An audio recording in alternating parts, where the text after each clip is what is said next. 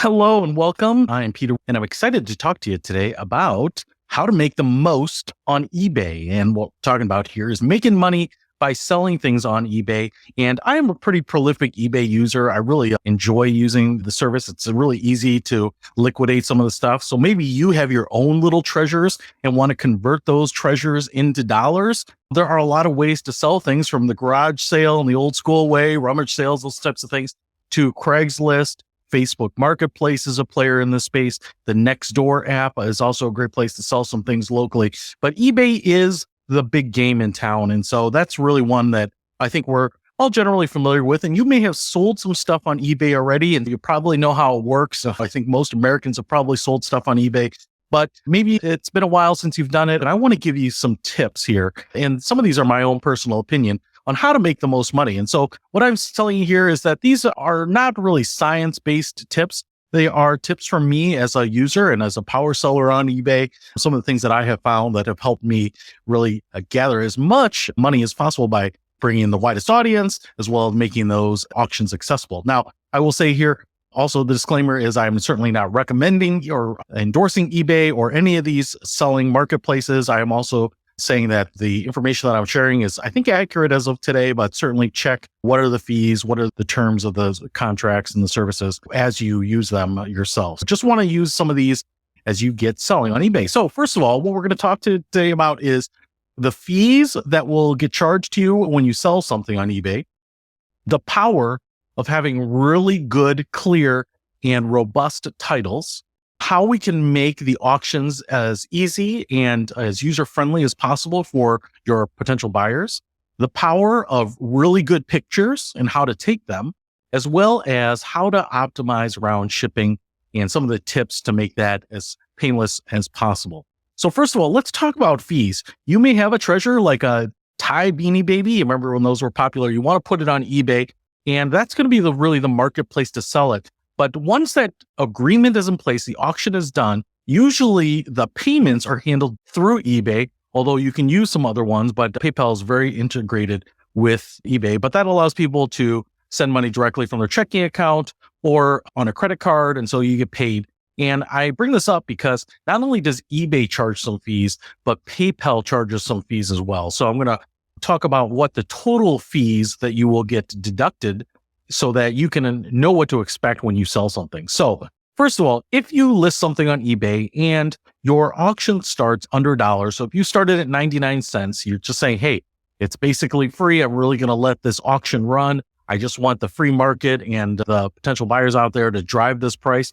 Then there is no listing fee. And that listing fee is the fee that they charge you just to list it on eBay. Amazing, they call it that. Now, if you list something for a higher price, let's say you say, hey, I don't want to take less than $100 for this item, and you list it at $100, they're going to charge you a percentage of that higher starting price. So it really helps in many cases to avoid that listing fee by starting auctions under $1. Now, that's not the only fee. So even if you avoid the listing fee, you're going to get what's charged a final value fee. And that's a fee that's calculated after the auction ends. So if you sell something and it ends for a final bid price of $100, eBay is going to charge you 8.75%. And that means that $8.75 of that is going to be owed to eBay. Now, you're going to get paid directly, and eBay is going to create an invoice for that remainder. But you got to remember that you're going to owe that money to eBay, even though it's not taken out in that transaction. Some people can be surprised, especially after you sell a handful of items, right? Those final value fees are collecting in an invoice maybe later in the month. And so sometimes people are surprised, oh my gosh, I didn't realize I was going to have to pay this. Now, I will say that this does not include selling cars on eBay. When you sell an automobile on eBay, a truck, a motorbike, an ATV, those types of things, usually those are a flat fee because the prices can vary from a few $1,000s to hundreds of thousands of dollars. And so those are usually between $50 and $125 as a flat fee. So we're not talking about cars here. Now, PayPal also has some fees, and that means when I transfer money to you after I bought something from you, PayPal also deducts a portion of that transfer, and that's about 2.75%. So what you can see here is even if I avoid the listing fee, I have a final value fee and a transaction fee. And so my auction item price is going to be reduced by about 12%. That's a general rule of thumb that most people use to say, hey, if I sell something for $100, I'm going to get 12 fewer dollars when it's all said and done. What we haven't talked about is any other costs you might have, including supplies to box it up and protect it as well as shipping it. But just in terms of fees, you can expect to take a reduction of about 12%. Now, detailed titles are really important on eBay. I can't stress that enough because when you search for something and type that into eBay, it's basically only searching the title. Now, you can search the descriptions, but that's actually a different setting. You have to actually go into the advanced features and then select search descriptions. So when you type in something like a Nerf gun or a power seeker telescope, if that's not in the title, it won't necessarily show it. So what you want to do is put as much description and as many of the important keywords that apply to that item in the title itself. So if the item is rare, I would put that in the title. If you are selling a computer or a piece of technology and it has 16 gigs of RAM or 1 terabyte hard drive or a solid state drive, I would put those things in the title. And for example, if you're selling a laptop, I might not only put like Chromebook, laptop, and notebook in the title, I would also put all of the specific things related to it. But you want to put other terms in the title if they will fit. That might also drive some of those searches to your item as well. So let me just take a look at an example here. And I actually was surfing around eBay looking for some examples. And this one is stone owls. And you'll notice here that in the title, it just says stone owls. So unless I type in stone or owls, that's the only time this is going to come up. Let's take another look at a different stone owl. And this one says garden statue, hoot owl, real stone, carved, handmade, unique, one of a kind, and actually has the dimensions here, I guess 6 inches high, 7 inches wide. And so this has a lot more detail in the title. And if I'm putting in something like stone owl or garden owl or statue owl or something like that, this is going to come up where that other one might not come up. So you really want to put as much in that title as possible that's relevant to your item. Now, the other thing I want to talk about here that makes it easier for your people and helps protect you and gets you as much money as possible is what are called reserves. And so a reserve, just like any auction, is a price that you set that you are not willing to sell it for.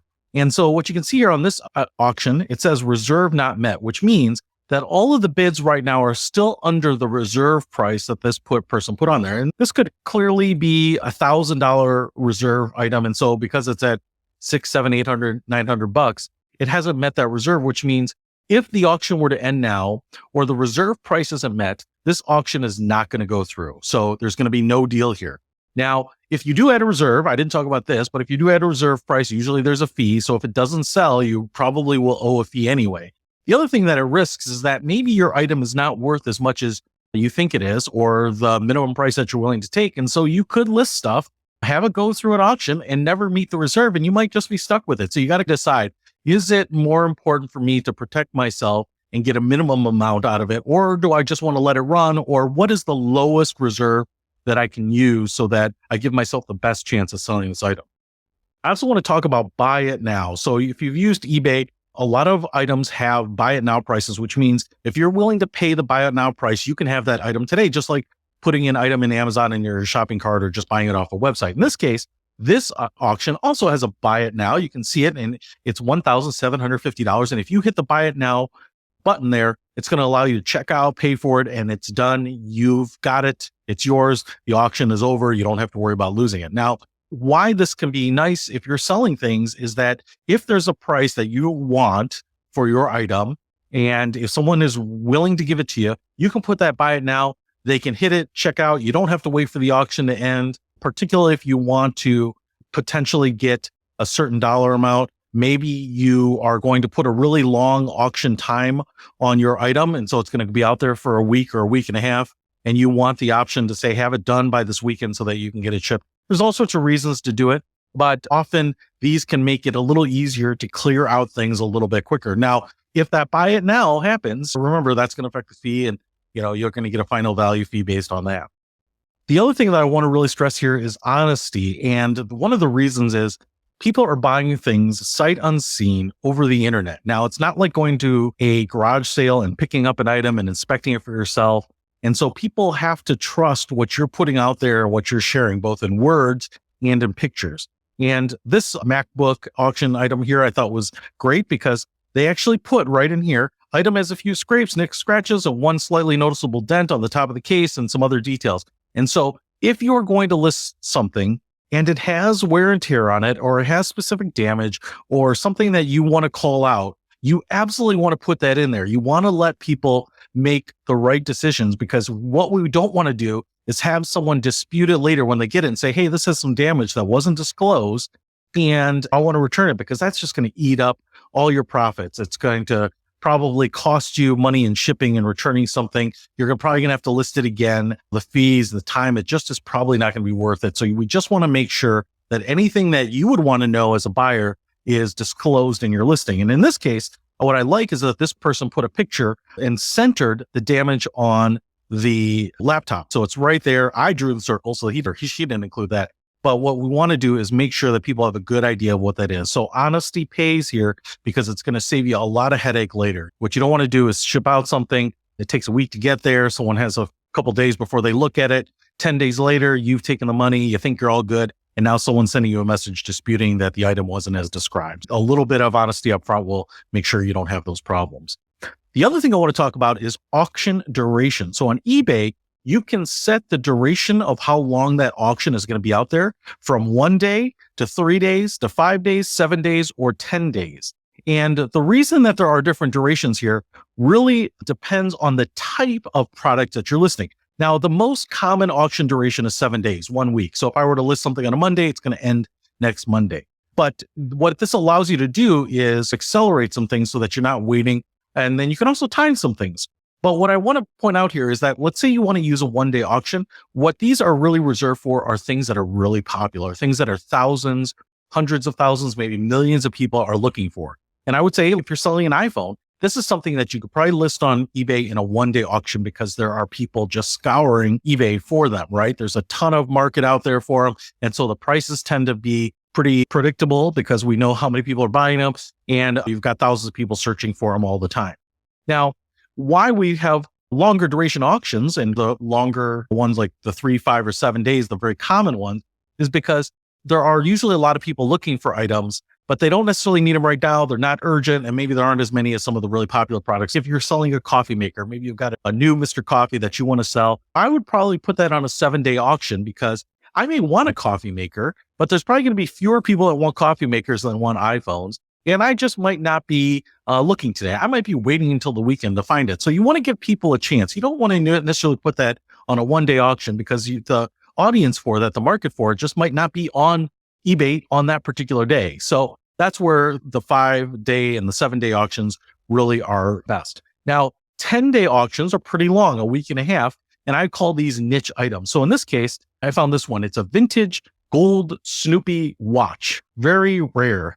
And because it's rare, it probably has a pretty slim market. There probably are not as many people looking for this particular item as there are for iPhones. And so what you want to do here is put it out on eBay for probably as long as possible, so that the people that are looking for it, the people that think about it or searching for it or browsing, have a chance to find it, add it to their watch list, and follow that auction. But if I were to put this up on a 1-day auction, I wouldn't be surprised if maybe no one bids on it. But if I put it on a 10-day auction, I feel like that's going to give you a better chance, especially on these rare or niche items, that you're going to find the audience that you're looking for. So that's how you want to use the duration.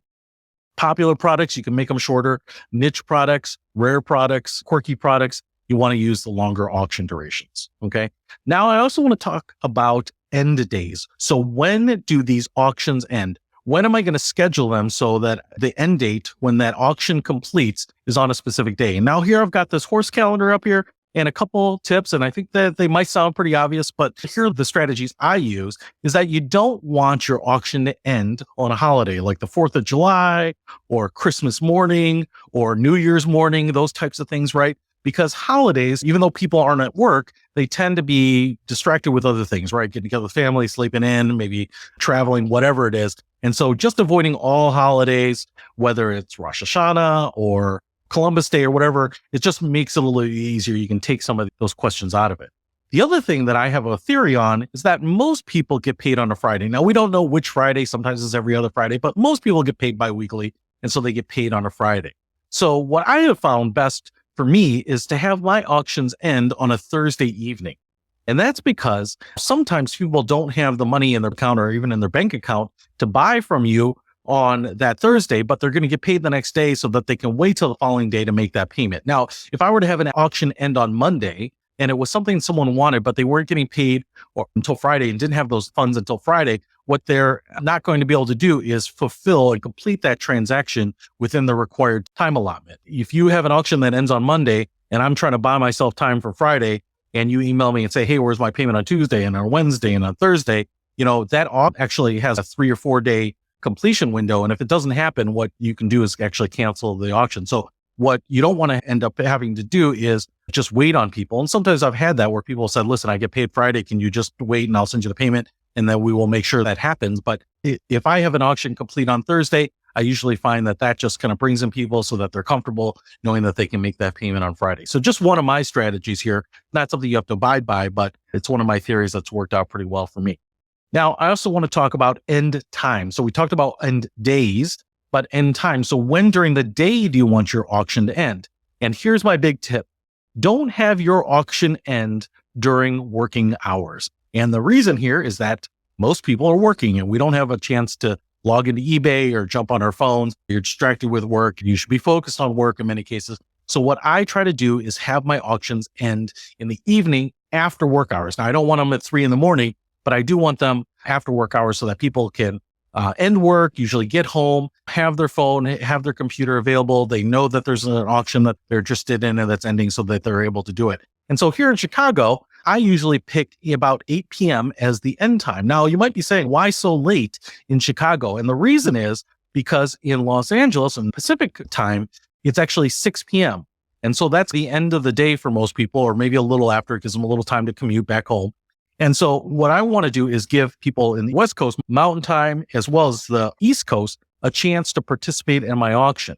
If I were to set my auction time to end at 6 p.m. in Chicago, what I've effectively done is I've removed half of the country from being a participant in my auction. So in order to give myself the most chance of getting the buyer I want and the price I want to have all 4 of the main time zones available and engaged with my auction. So don't let your auction end during the workday or during working hours, and also be aware of when the end of the workday is on all the time zones. Now, I will say, if you are buying, here's another little tip. You might want to watch some of the auctions that end during the workday, assuming that you have the flexibility to watch them, because there are usually fewer people bidding on those. So you might be able to snag some deals.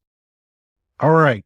So you might be saying, that's all well and good, Pete, but what I can't do is just be on my computer at 8 o'clock and list all my stuff. So how do I do this? eBay is nice. They figured out that if you want things to end at a certain time, you should be allowed to schedule them at a certain time. So when you're filling out the form to list stuff, what they have here is 2 options. You can either start my listings when I submit them, which I almost never use anymore because sometimes I'm doing it on the weekends in the morning, but I want those auctions to end in the evening. The other option here is schedule to start on, and you can set the day when you want your auction to start and the time you want your auction to start, because now if I pick a 7-day auction, it's going to end on the same day and the same time the following week. And so now if I set it up for Monday at 8 p.m., it's going to end next Monday at 8 p.m. So it's a really easy way to go ahead and configure and list all your items and have them start and end exactly when you want. So use the scheduling feature in eBay when you can. Now, the fourth thing here, I want to talk to you about the power of really good pictures. I actually bought a handful of these soy scented candles, and I wanted to take some pictures to demonstrate what different pictures look like. Now, I will say that I don't think any of these pictures are terrible, but what I did here is I took the candle, put it on my kitchen table, and took a photo of it. And this isn't a bad photo, I don't think, right? But what most of us don't realize is that most of the lights that we have in our house are usually what we call a warm white light, which means the light is slightly yellowed. It's just easier on our eyes. It's not as harsh. It's not as bright. And so most homes have this warm white light. And what ends up happening is it gives it this kind of warm look. On top of that, because I have it on my kitchen table, which is brown here, that also gives it this brownish tinge to it, right? And especially if you have things that are colorful or things that are artwork or shirts, what you want is a really good, accurate representation of what that looks like. And you don't want it yellowed or darker or browner or redder than it needs to be. And so what I would recommend here is, one, putting it on a white background, whether it's just a white sheet that you lay out over your table or a bed sheet or whatever, but having a white background, and then also either finding bright white light. Sometimes a lamp or a spotlight might have it. Or if you can just have natural light streaming in from a window or a sliding glass door or something like that to illuminate it, that'll give you a much more accurate picture. So what I did here was I took it into another room, just put down a white tablecloth, turned on a lamp that I have with a bright white bulb. And you can see here the big difference. If I look at this, the previous picture where it's brown and reddish, and now I put a white background on it with a bright white light, you can see how much different it looks. Now, I'm not saying in this particular item, you would say, hey, that looks a lot different to me. But what this does is it gives people a little bit more accurate representation. Remember, they're buying this sight unseen. They're trusting your pictures. And so you want it to look as accurate as possible, especially with things with color. Now, here is something that they don't necessarily recommend, but I actually don't have a problem with it. They do recommend the white background and the bright white light. But if you can add a photo that stages it, I don't think that's a problem. Sometimes people want to see what that piece of decor looks like in their home. Or I just took this candle, and in this case, found a stage photo where it's on the table with nice country chic surrounding. And I think it looks good. Now, I would not take all staged photos. Like, you really want some accurate photos.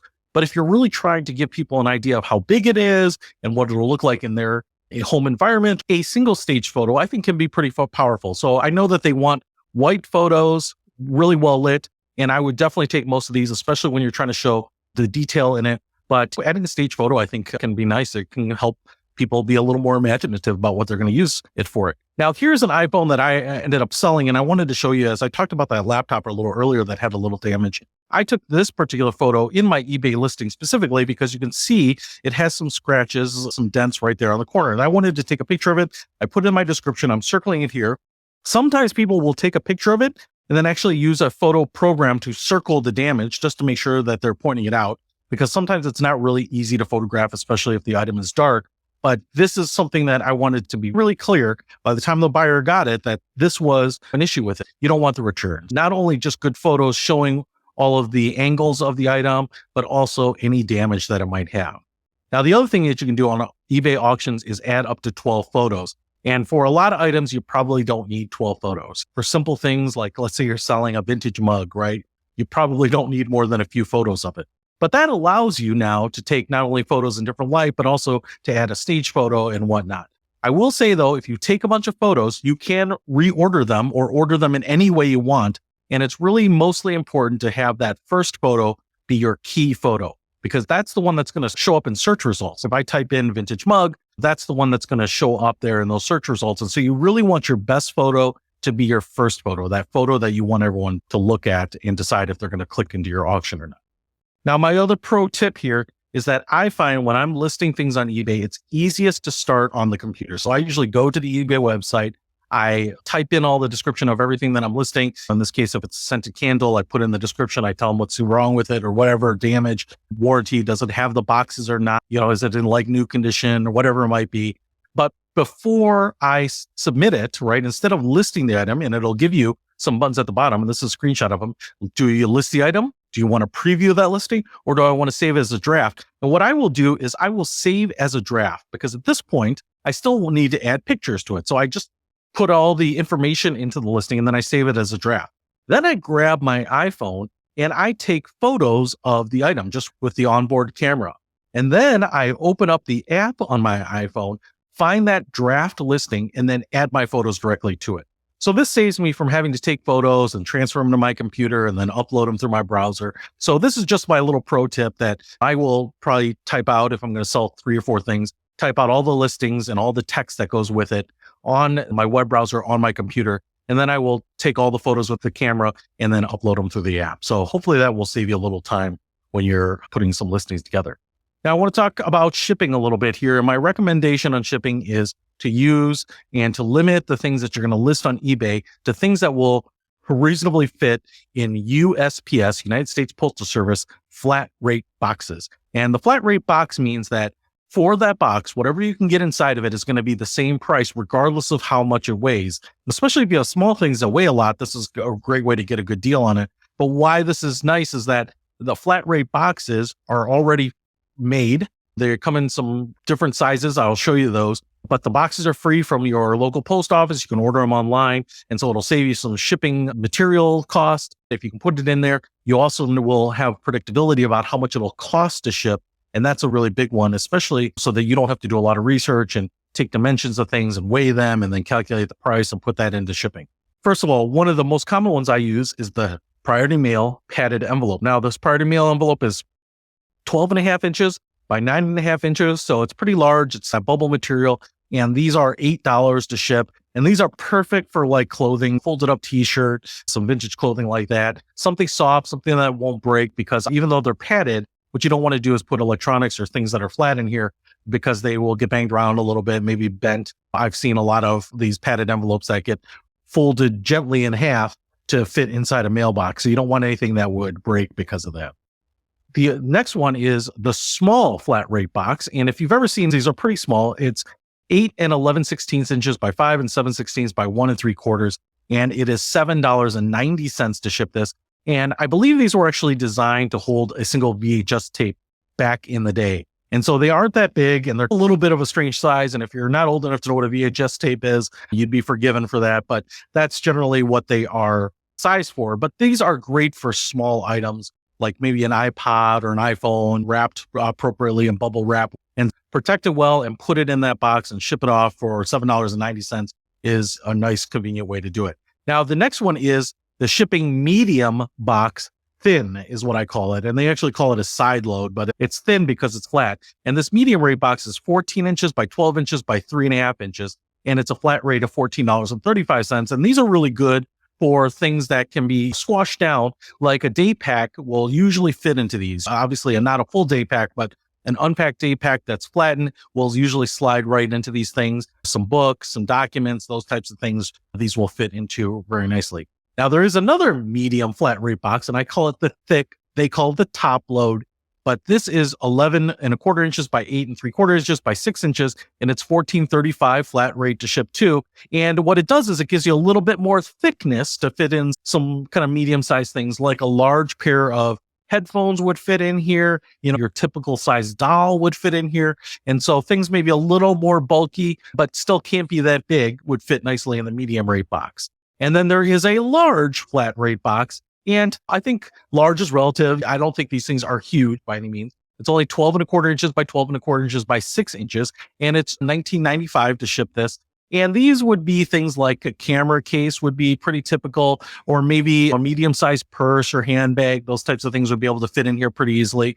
So that's a great one for those. And it's nice to be able to know when you're listing an item that you can ballpark what some of the prices will be or the cost to ship it, so that you know if you're going to make money.